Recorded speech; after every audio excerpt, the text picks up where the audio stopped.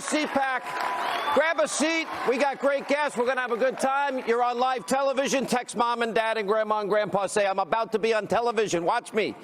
Anyway, welcome to CPAC, all of you at home. We're broadcasting from CPAC 2018. We're in National Harbor. We're in Maryland.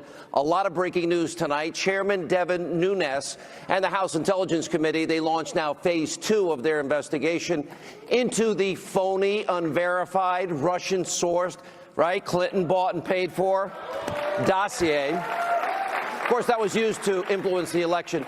Also, Sarah Carter's here tonight. We have more breaking news. The FBI informant that uncovered Russian bribery and kickbacks and money laundering and racketeering, that scheme on Uranium One, well, they're now demanding that the DOJ launch an investigation into deep state leaks meant to disparage the informant's character.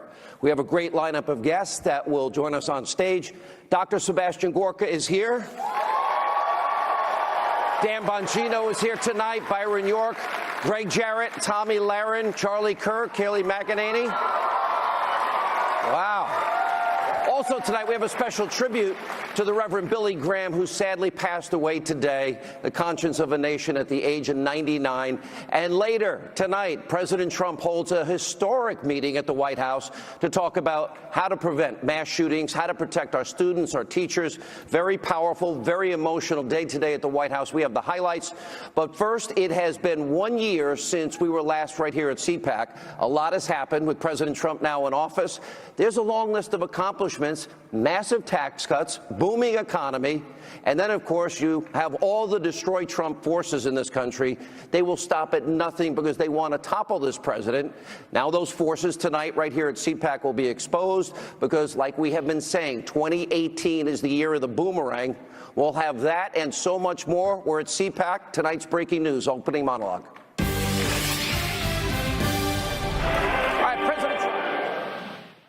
On this stage at CPAC on Friday. You all happy to see the president? He's coming to see you? All right. He has a lot of accomplishments to talk about. And now, of course, these are all things that the Destroy Trump media never reports on because it doesn't fit their narrative. They are singularly focused on one thing, and it's not the truth. It's not evidence. It's not facts. It's about how to tear down this president by any means necessary. Now, that's why they'll never tell you that under President Trump, this is 1 year. Unemployment in America, 17-year low.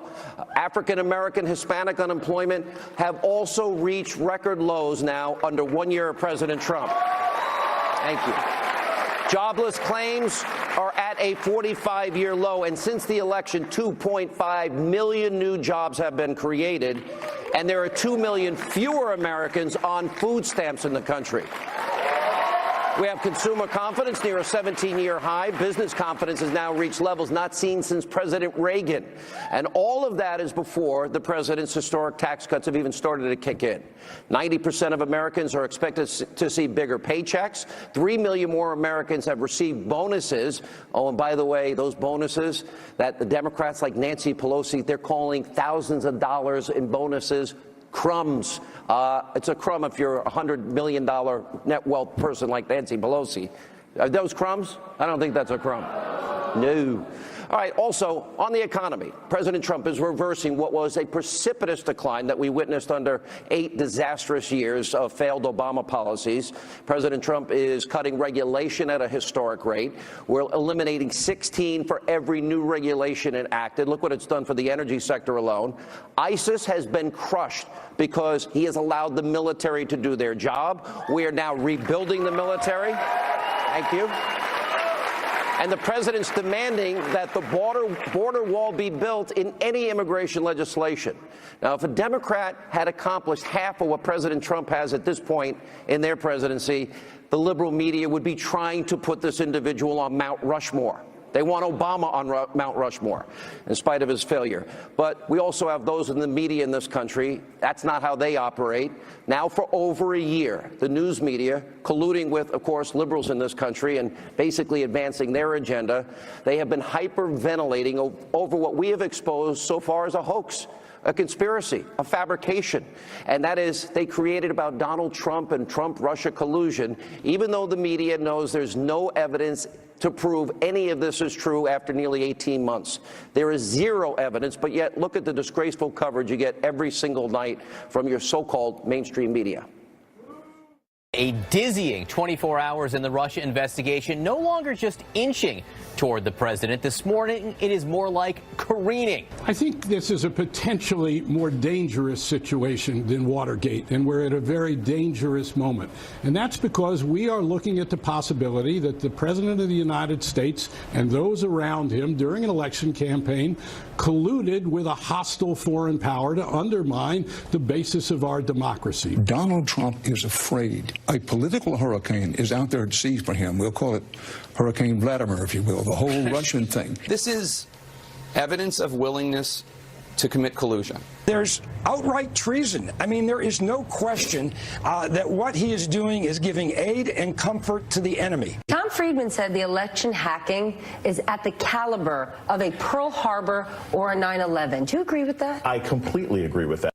Donald Trump now sits at the threshold of impeachment. Let me get the reaction.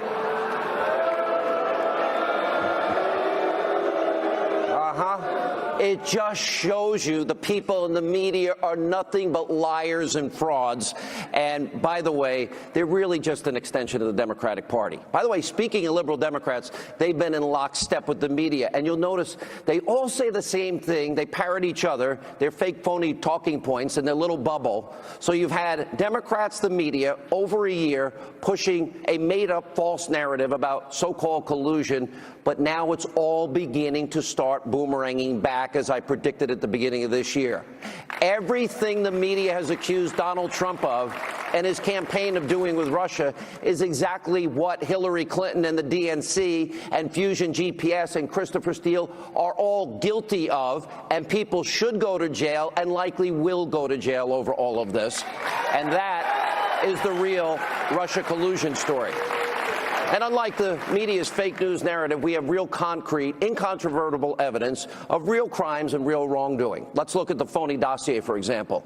Hillary Clinton, the DNC, they paid over $12+ million for the former British spy. Oh, I thought foreigners weren't supposed to influence our elections. Anyway, to create a completely unverified dossier that used Russian government lies and sources, and Steele, who hates Donald Trump, didn't want him to win the election, then briefs the media outlets, let's see, like the New York Times, the Washington Post, Yahoo News, the New Yorker, fake news, the whole network, CNN, and they try to influence the election and manipulate the American voters. And Fusion GPS, their co-founder, Glenn Simpson, he testified that the Clinton campaign and the DNC were aware of all of this media outreach.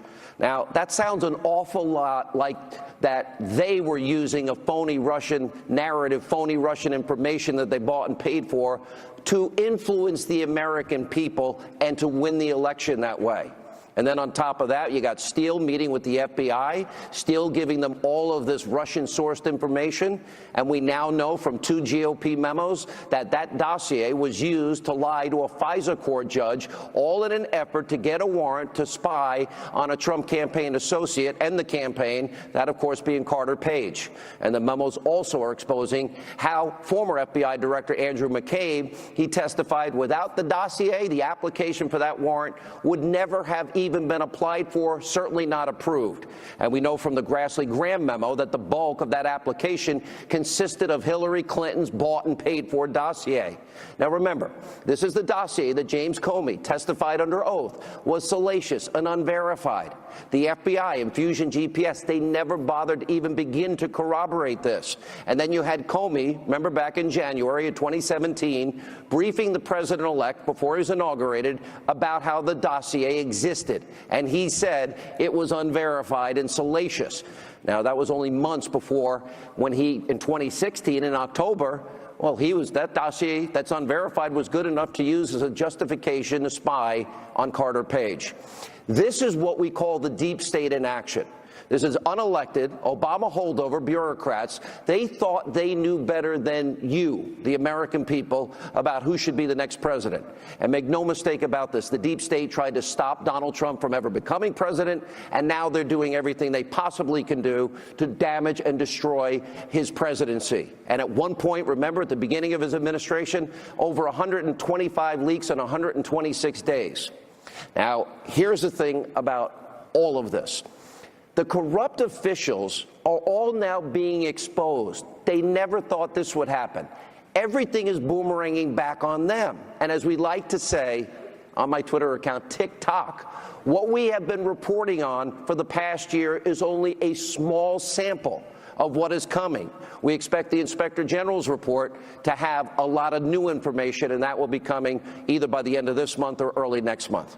All right, joining us here at CPAC with reaction, former Deputy Assistant to the President, give him a big hand, Fox News contributor, National Security Strategist Sebastian Gorka, and former Secret Service agent, NRA TV contributor, Dan Bongino. Good to see you. What's up, brother? How are you? Good.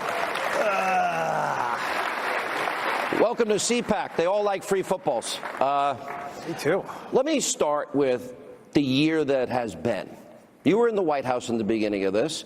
Here you have an incredible turnaround in the economy. You know, all in 2016, Dr. Gorka, I said to my audience, I said every day, and I did it on purpose not to hear myself talk. I said, oh, we have, what, 13 million more Americans on food stamps, 8 million more in poverty after 8 years of Obama, worst recovery since the 40s, lowest labor participation rate since the 70s. We doubled the national debt, and the lowest home ownership rate in 51 years. In 1 year, this dramatic change has occurred, but it's not reported on. Why? Why? Because the majority of the media is in the tank for Hillary Clinton, the DNC. And let's just be very clear. If we didn't have President Trump's Twitter feed and Sean Hannity, Hillary Clinton would be president. Okay? So all of us... All right? I'm a convert, by the way. There were times I said, oh, please don't tweet that. No. He won. It comes out. He won. He's up to 47 million followers. I think when you add all his social media, it's like on over Twitter, 100. just on Twitter. Just on Twitter. Why? Because he's jumping over the fake news industrial complex and saying, look, this is the truth. Do you want to defeat ISIS? Right? Do you want people to have jobs? Do you want to close the border? What is the Democrat Party going to run on in November? We don't want jobs, we don't want growth, and ISIS should come back? Is that what they're going to run on? They're going to run on, I hate Donald Trump. Right, bingo, right? But not even the Russia thing is working for them. Because where's the collusion, Sean? The collusion is in the DNC. It's Hillary, her lawyers, a foreign MI6 spy, not registered as a foreign agent. Oh, wait a minute, FARC matters? When there's a Republican president, I guess it does, right? But if it's a Democrat candidate, I guess not. And think of one more thing, $13 million. I mean, that's a pretty good, that's the kind of job I'd like. $13 million for one file, that's made up. It's propaganda that came from where? Russia. Russia, okay? So they colluded to undermine our election. I'll just close on this and I'll let Dan talk. If you didn't believe in God, well, you have to change your mind on November the 7th, right? I mean, it just... we had divine intervention because she had the media, she had the deep state, she had spent $1.4 billion. Oh, and guess who won? The outsider won. So God bless Donald Trump. Well said. Dan, it's been... I remember I was here in 2015. Yeah. And when all of this got started up, on this stage I interviewed Donald Trump, Ted Cruz, Marco Rubio, Rand Paul, sure, and all these candidates. Here we are, we've had a Republican president, and look at the turnaround in a year. I want to ask the same question. No credit given. Yeah. And what's even worse is we've been lied to for over a year. There's no evidence of this, but there is evidence of collusion, paying for a Russian dossier. The Uranium One deal is unconscionable. Yeah. And we're going to talk tonight with the lawyer for the informant that was on the inside. Where are we in terms of an information crisis? Well, it's bad, Sean. You know, I always think, like, what's the Democrats' slogan? What's the headline? I call it the Wheaties box message for the midterms, and it's going to be Dems 2018, crumbs and collusion. Vote for us. Vote for crumbs, because that's all they have. But the irony of this whole thing is the Democrats produced crumbs under the Obama era. Sean, numbers don't lie. Sooner or later, they're going to have to come to accept the fact that their secular stagnation theory, in other words, it wasn't Obama's fault, the economy just stunk for all kinds of secular reasons, is done. It's 1 year in office, and we've had 3 quarters now of 3% growth. Obama never hit it at all. The numbers don't lie. The Obamaites and the Obama files are eventually going to have to reconcile that. And on the collusion front, collusion's real. Don't anybody in this room think Russian collusion didn't happen. It just didn't happen with the Trump team. There's absolutely no question right now that Hillary Clinton dealt with a foreign agent in Christopher Steele. He's British. He's not from the United States, who in turn dealt with Russian sources. And I'm telling you, you know the tick-tock on this one. There is a lot more to come about Steele's interactions with the Russians that you don't know about that will deeply disturb even a lot of the most skeptical people in the room. This is the thing that I'm trying to understand here. To me, this is the biggest story that the media has missed in their lifetime. If you have a presidential candidate, and we're supposed to care that the Russians are trying to influence the election, and then one candidate pays for Russian lies, and then it's used to get a FISA warrant, but they don't tell the FISA judge that Hillary Clinton bought and paid for it. There's a footnote that says, well, it might have some political tainting. It wasn't political tainting. So that happens in October. In January, Comey is telling the president-elect it's salacious and unverified, but they're telling a FISA court in October that it's good enough to get a warrant to spy on a member associate of the campaign. Right. Look, the bottom line here is there's a reason that since 1776 we did not create an internal political police force. America doesn't have an MI5. We don't have a secret police that spies on Americans. If you have proof, if you have probable cause that somebody's doing something, you have to go to a special secret court and say, look, this is pretty incontrovertible that something suspicious is going on here, and we will allow you temporarily to spy on an American. Well, what happened? We now know that happened illegally. How did that happen? The highest people in the FBI and the DOJ signed off on that warrant application. We have had 9 people in just the last 2 months be retired, moved to other positions, or fired. Actually, it's even higher than 9. I think we're up to 12. All right, that's even worse. But how does Peter Strzok and Lisa Page still have a job? How is Bruce Orr still allowed in the building? These are people, I'm sure this audience is aware of what they've done. I refused to use the phrase deep state until about 3 months ago. Did you really? Why? Because I felt it was a little bit tinfoil hatty, right? It was a little bit too conspiracy. So you thought I was a little tinfoil hatty? Is that what you're saying? No, when I saw the text messages come out, when you built it up on your monologues, I pray one day that the text of your monologues for the last 4 months will be used in a court of law to send people to jail. If we have equal justice under the law, there will be people, a lot of them, that go to jail. True or false? I think so, and I think the next shoe to drop in this, Sean, is going to be where those 302s change. Now, what are 302s? 302s are, when I was in the Secret Service, when you went out... This is important. What Dan Bongino's saying here is pay very close attention, and you'll say, I was there when. When you heard it. Because this is going to come out.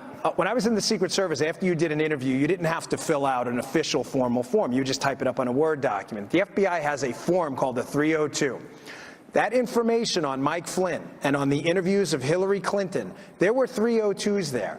The big question's going to be, were those 302s changed? Because if the FBI agents in that room, and I know who both of them were, who interviewed Mike Flynn, both came out of there, or one of them at least came out of there with the opinion that Mike Flynn did not lie to them in that interview, someone's going to have a whole lot of... What has happened to General Flynn is nothing short of a national disgrace. It was horrible. What they have done to him, horrible.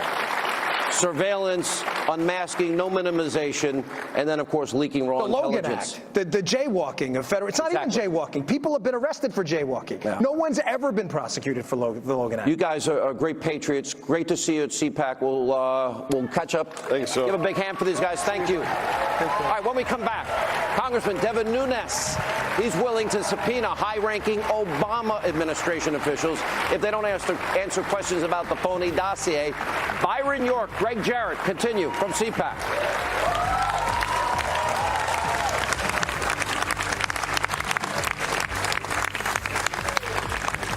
Former and current officials to answer 10 simple questions. And these are questions that the public not only should know and have a right to know, but I think they want to know. And that is, simple questions like, when did you learn about the dossier? When did you learn that it was paid for by the Democrats? When did you learn that this was a political piece? Part of what we sent out today with the questionnaire with 10 questions on it also is a cover letter that says if you don't answer this, we're giving them a couple weeks to answer it, you will be subpoenaed and you will come before Congress to tell us when you knew about this. All right, that was the House Intelligence Committee Chairman Devin Nunes saying he is now going to subpoena former high-ranking Obama officials if they do not answer 10 simple questions that he sent to them about the anti-Trump dossier. Now, according to our own Catherine Herridge, now these Obama officials include former FBI Director James Comey, former CIA Director John Brennan, former Director of National Intelligence James Clapper, and Nunes' questionnaire is part of what he calls phase 2 of the House Republicans' investigation into this phony anti-Trump, Hillary bought and paid for dossier. Now, meanwhile, Democratic Congressman Adam Schiff, soon to be MSNBC contributor, he expects his party's FISA memo will be released this week with redactions after President Trump rightfully blocked it initially because it contained sources and methods and other sensitive information. And also tonight, ABC News is reporting that congressional investigators are unable to locate an alleged source for the anti-Trump dossier. Really? Joining us now from the Washington Examiner, big warm welcomes from CPAC to Byron York and Fox News legal analyst. Our friend Greg Jarrett is here with us. Good to see you guys. Thank you. Thank you. What's really interesting is this has now taken a turn towards Obama. Right. I predicted this was going to happen. A lot of us did. You predicted it. And the fact, who knew what, when, and where about the dossier? Who did they share it with? Most important questions. The theme that emerged on the dossier is how high did knowledge of the dossier go in the Obama administration? When we first heard about it, it was a couple of people in the FBI knew about it. And then we found out that more people in the FBI knew about it. And then we found out that people in the Justice Department, the larger Justice Department, knew about it, going up pretty high. And then we found out that a lot of people in the State Department knew about it. So I think the Nunes letter, and we'll have to see. Was that because of that final last-minute Executive Order 12333 that you can now share the intelligence with 16, 17 other agencies? I think it was more an interlocking web of personal connections. People knew Christopher Steele from doing this. The State Department knew him from Ukraine stuff, and the FBI knew him from the World Soccer investigation stuff. I think it was more personal connections than anything. So we need to see who all this Nunes letter is going to, and then you'll get a better idea of where he thinks that knowledge went. What about the people we do know that it's going to? And it seems that, well, we now know what happened January 5th. And then 15 days later, Susan Rice is writing a note to self, the last act she does in the White House. It was a classic CYA letter, and a misleading letter as well. It's inconceivable that the FBI and the Department of Justice would be launching a criminal investigation of a presidential candidate and spying on one of his campaign associates without high officials in the Obama administration knowing about it, probably including the president. And so the question now is, and Nunes wants the answers to it, and he's determined to get it, is Who knew this? Was it Clapper and Brennan and Comey? Comey clearly knew because he was head of the FBI. But then he went to Trump Tower 3 months later and lied through his teeth to the president-elect. Right. Or he was telling the truth. He knew that this was an unverified That's a better point. I made. Yes, you're right. The dossier Comey knew was a fabrication. Anybody who reads it, and I have read it 100 times, I laugh every time. It is. Do you laugh at the hookers in the Ritz in Moscow? Is that the funny part? It is so obviously absurd and preposterous that anybody with half a brain would look at this and throw it in the wastebasket and say, goodbye, Mr. Steele, goodbye, Glenn Simpson. We're not going to rely on you. Let me pick your legal mind, and then I got a question for Byron. Legally speaking, who do you see now that is in serious legal jeopardy? Well, I think James Comey, who signed off on it, Rod Rosenstein, who signed off on it, Andrew McCabe signed off on it, Sally Yates as well. Using a fake document as an officer of the court to convince a judge to spy on an American citizen is 6 different crimes: abuse of power, false and misleading statements, it's perjury, it's major fraud, conspiracy to commit fraud, and obstruction of justice. Those are the crimes, and people need to be prosecuted. Byron, imagine for just 1 minute that this is, let's reverse roles here. This is Donald Trump. Donald Trump pays for a phony Russian dossier to lie to the American people, manipulate them in the course of a lead up to an election. And then the phony dossier is used to get a FISA warrant to spy on a Clinton campaign associate. Imagine if that's the scenario. Tell us how it would be playing out in the country. Well, we'd be on fire about it.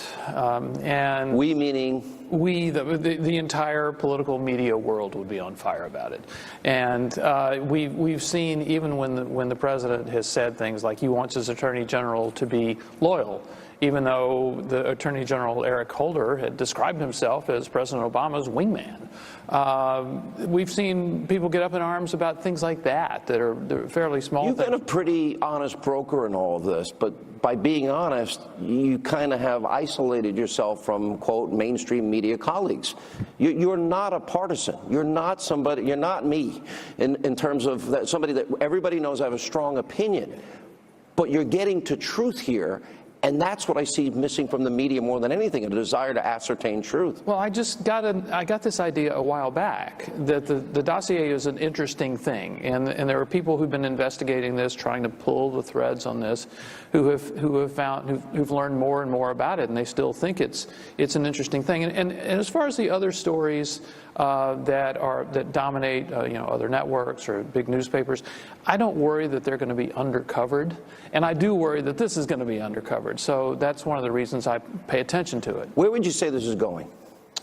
Well, Nunes is heading it in the right direction. He doesn't have authority to prosecute. I think it's important to have a second special counsel. I have no confidence that Jeff Sessions and the Department of Justice. You want Sessions out? Yeah, and I mean, look, he's a nice guy, but he's been so compromised that I think it requires a second special counsel. If he appointed that special counsel, would that give you more confidence in him? Absolutely.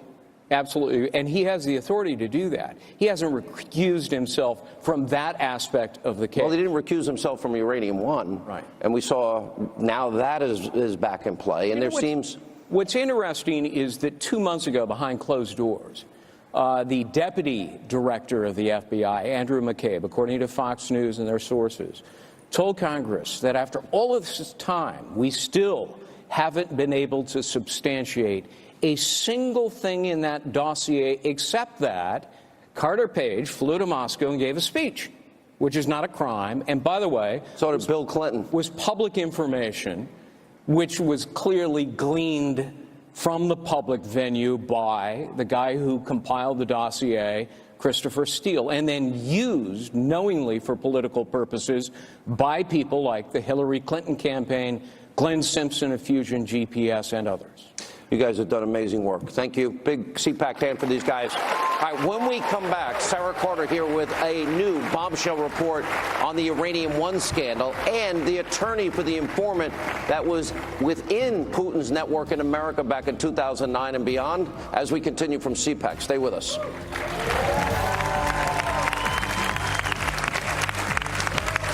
Two unique crossovers. Hi, welcome back to Hannity. We're live. We're at CPAC 2018. How y'all doing? Having fun, I hope? All right. Welcome, John Solomon, Sarah Carter, Victoria Tunsing. Sarah has another breaking news story out tonight. This about the Uranium One scandal that the rest of the media is ignoring. Now, the attorney for the FBI informant, that it would be Victoria, is pressing the DOJ for the investigative leak. In this report, Sarah detailing how Victoria, the attorney for this FBI informant, is now asking the Attorney General, Jeff Sessions, for a leak investigation into an unnamed federal official who she now claims illegally leaked, quote, false information about her. This is happening way too much. Joining us now with reaction is the attorney for this FBI informant, Victoria Tunsing, Fox News contributor Sarah Carter, and from the Hill, John Solomon. All these guys have been amazing in terms of helping us unpeel the onion, and I give them, they deserve Pulitzers at the end of the day. So you're the attorney for an FBI informant in 2009 that, for what, 30 years of his life he worked in undercover type for the CIA and for the FBI starting in about 2008. Okay, and in 2009 he had infiltrated and discovered that Vladimir Putin had operatives here in America. Yes, and that Putin wanted to control the world's uranium, and one of his first steps was to buy Uranium One, to have his Russian companies buy Uranium One. So your informant in 2009, long before uranium, a year and a half later, the CFIUS board had approved the Uranium One sale. October 2010. He discovered Putin's operatives in America involved in bribery, kickbacks, extortion, money laundering, and racketeering. And wanting to control the world's uranium, including U.S. uranium. So, okay, and America needs uranium, right? We don't have enough? and we don't. And he did all this work for the government, suffered through 2 cancer bouts. He now has leukemia and is undergoing chemotherapy. And guess what happened? Twice now, Justice Department officials have given false information about him. Once, the first time, to the press. That was in mid-November 2017, just right after the gag order was lifted. Isn't that a coincidence? And they gave it to Yahoo News, Michael Isikoff, and Reuters, and they just printed whatever they regurgitated. Is it fair to say that this informant, that it knows about Putin's network, everyone cares about Russia in the media, that they're involved in these crimes, that they want to get a foothold in America's uranium network? Is it fair to say he was risking his life? Yes, he was threatened on numerous occasions. So John Solomon goes to the Justice Department after these leaks came out, and he gets an interview with a Justice Department official who says those leaks weren't authorized. They were unauthorized, and they were not accurate. Is it illegal? The leaking. There's a second time, though, that they gave false information. Right. They went up, and after John's article comes out saying the Justice Department says, no, that's not correct. Is it fair that there's an effort now to trash this 30-year CIA, FBI informant who risked his life because of politics? I have no idea why. I just know that John got the quote from the Justice Department officials that said the leaks weren't authorized and they were inaccurate.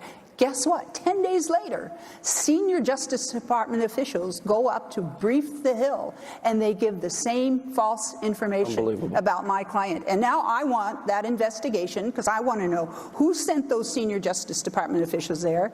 And when they were briefing the Hill, they said, well, we don't have anything to do with the case. We're just repeating what we were told. So they were given false information. I want to know who did it. Let's talk to you guys about this. Sarah, we'll start with you. Go ahead. Well, I think what's important here is that we have to establish who William Campbell is, the informant. He spent the majority of his life working overseas, putting himself in very dangerous and precarious situations in order to give information to the United States government and the U.S. intelligence community. This is somebody that the U.S. government trusted so much so that he spent more than 3 decades working for us, basically for the United States. First as a counterintelligence operative with the FBI, later moving into the criminal division when they went after Mikarin and the Transportation Logistics International. That was the trucking company that was moving uranium in the United States. So let me explain this to this audience, because this gets complicated. Remember, everyone cares about Russian influence and interference. That's right. So we had an FBI informant that saw Putin operatives in the country getting a hold of uranium. We had 18 months notice, and then we still gave Putin 20% of our uranium anyway. Well, we did. And not only that, what we know from the informant now is that he not only was dealing with his FBI handlers, but the case was so sensitive that it was going up the FBI chain of command. And the FBI was paying him. That's right. I mean, in the end, look, the FBI gave him permission to work as an informant, gave him permission to launder money that he was moving for the Russians so that they could continue to collect information. And in the end, they paid him $50,000, congratulated him, thanked him, and then what he got back was a threat from the United States Attorney General's office under Loretta Lynch from the DOJ saying, if you say anything, if you make this public, we will ruin your reputation and we will go after you. Unbelievable. All right, so pick it up from here. All of this is known. We were supposed to be upset about the Russians influencing our election. That's right.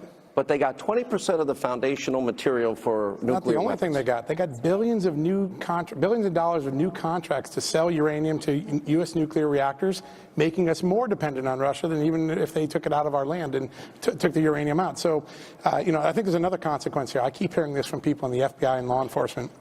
The more they trash Doug Campbell, the more they discourage people from doing the courageous work that he did. He stood there, he served his country for 30 years, and they've made up a story I know they know is false, and here's how I know it.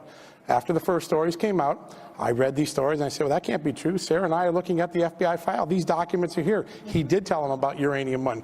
He did tell them about bribe payments. They lay out all these things. We have the documents. So I went to the Justice Department and said, I'm going to write a story saying you're wrong. They said, can we see a copy of the documents? I sent them a copy of the documents. They came back a few days later and said, how much we have those documentation documents. does this source have? How much? Thousands and thousands of pages. And tapes? Audio tapes. But the FBI has them all. Yeah. Because he didn't keep every single one of them. But everything he gave lots of oral briefings to the FBI. So they were writing down the notes. They have everything. So they've known the whole time and they did it anyway. Well, the FBI, I don't think the FBI is doing this. And Hillary's husband got double his speaking fee, and we look at Peter Schweitzer's book, $145 million thereabouts kicked back to the Clinton Foundation with the people involved in the deal. Well, Sean, Hillary Clinton's husband, President Bill Clinton, got $500,000 to speaking in Russia.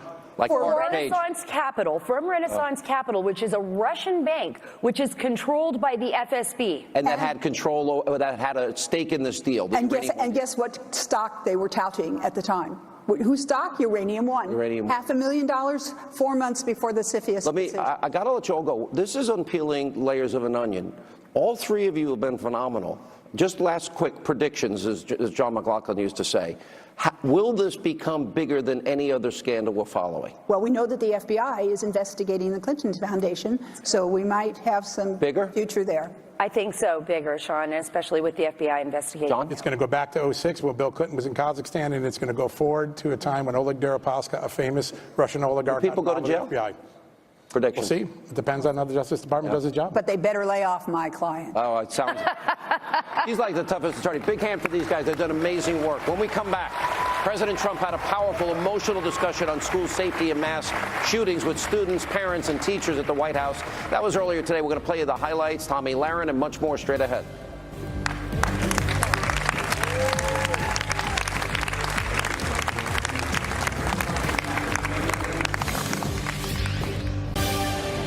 We're going to be very strong on background checks. We're going to be doing very strong background checks, very strong emphasis on the mental health of somebody, and we are going to do plenty of other things. It's been going on too long, too many instances, and we're going to get it done. This solution is not going to be a singular thing. It's going to be multifaceted, and it's going to be created by a collection of different people working together. People are dying, and we have to stop this. We have to stop. If he's not old enough to buy a drink, to go and buy a beer, he should not be able to buy a gun at 18 years old. Fix it. Should have been one school shooting, and we should have fixed it. And I'm pissed, because my daughter I'm not going to see again. President holding a very emotional listening session at the White House earlier today on the issue of school safety, mass shootings. Joining us now with reaction, Fox News contributor Tomi Lahren is with us, Turning Point USA founder Charlie Kirk, and RNC spokesperson Kayleigh McEnany are with us. To me, the solution is simple, is that every school should have a full threat assessment, security assessment. Retired armed military, retired armed police need to be in the schools to be a front line of defense, and many said that tonight. Well, I think that that's the logical solution, but at any time of tragedy, it's filled with emotion, as it should be. I think we should all be very honest with ourselves. This is a tragic time, and we need to let the victims grieve. We need to let the families grieve. We need to let them speak. I think everybody here, because we're First Amendment advocates, believe that everybody on either side of the issue has the right to speak about these issues, and we can come to some kind of a consensus.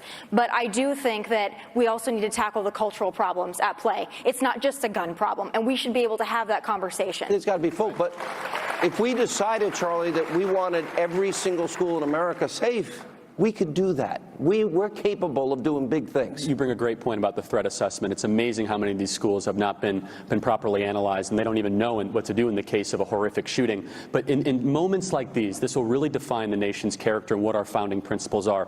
We should be deeply troubled by what happened, but we also have to stay principled to what we as freedom-loving Americans really believe. And this is really where it's going to take us to double down and say, you know what, we do think we should have mental health checks, but we shouldn't sacrifice our Second Amendment rights.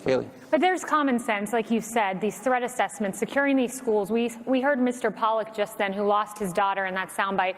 He said, when 9/11 happened, guess what? We secured our airports. It should have only taken one of these, not several. And I just want to point out Daryl Scott. I sit on the board of Rachel's Challenge. Yeah. He lost his daughter, Rachel, in the Columbine massacre. He's been working on solutions for 20 years. And when Tomi talks about a cultural change, she's spot on there, because we've lost this sense of connection with one another, respect for your fellow student, your classmate is your friend. That needs to be implemented more than anything. Have you ever gone to dinner? I mean, you're right. We sit there, everyone around the whole table is this. It's Right. crazy, Exactly. right? It's an awareness issue. Beyond that as well, whether we're talking about terrorism, we're talking about school shootings, safety in general, it's an awareness issue. Like you mentioned, people are buried in their phones, they're not paying attention, they're taking pictures, they're on Instagram, they're not seeing what's around them. And that leads to, less safety in our schools, in our airports, in our malls, on the streets. It's so easy. If we wanted to do it, we do it. That's right. And you could take the guns away, which I don't think is a good idea, and it's a near impossibility. But you can't take the evil away, which is what the culture issue is all about. Well said. And be very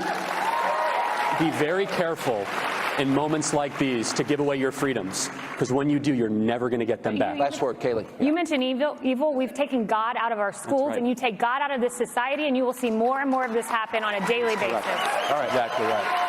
I really do. It's great to see 3 young people, and there's so many that are coming to CPAC, which opened today, and they'll be here for the Vice President tomorrow, the President on Friday. You guys are definitely helping the country in ways you can't even measure now. Thank you all for what you do. Thank you. When we come back, more Hannity as we continue from CPAC. And we lost the Reverend Billy Graham today. We'll explain. If you have moderate to severe plaque psoriasis, little things can be a big deal.